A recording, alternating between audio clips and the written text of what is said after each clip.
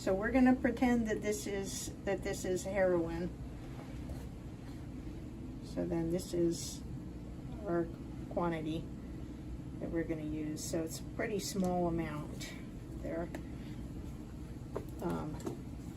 And then the water here, we just, for heroin, we just fill that bottle cap up.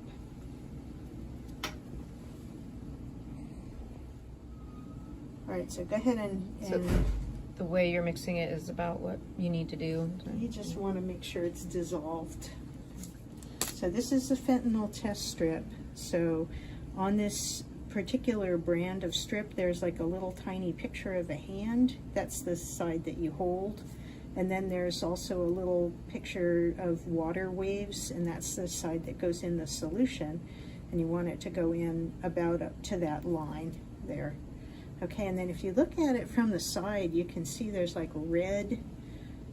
You can see that little layer of red in there. That's the indicator that's going to tell us whether or not we've got fentanyl. So I'll just leave it in there for like maybe 15 seconds is enough to get it going. So what we're going to see is the liquid is running inside. There's like a little plastic coating there, but the liquid has now started running up the actual test card. So it hasn't gone all the way to the top yet, but that's okay. I'm going to just take it and lay it down. It takes about a minute for the test result to develop. So here I'm just using plain water.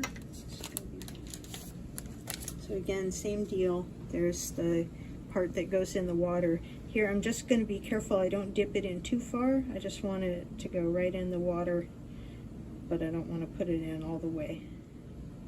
So you're kind of waiting till you see the water going up? Yeah, because I want to make sure there's enough water that's like loaded in that pad area.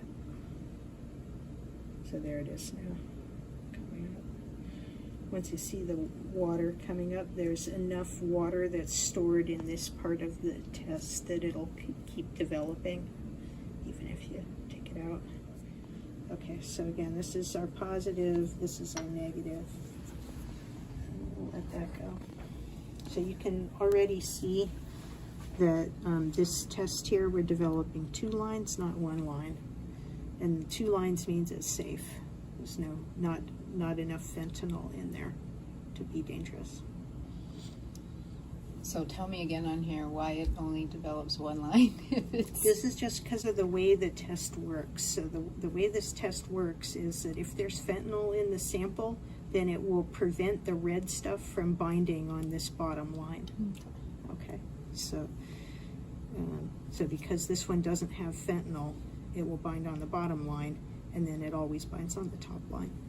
So and the top line is just kind of a control line? Yeah, the top, that's exactly right. It's called the control line, and the bottom line is called the test line. So what if you were to get no If lines? you don't see any lines, then that means the test didn't work, and you should repeat the test. Okay. So we've seen that before with somebody asked if the test would work if you ran it in alcohol instead of water. So I got some vodka, and it doesn't work. So, you know, even if that line down there is very, very faint, that means that it's a negative result.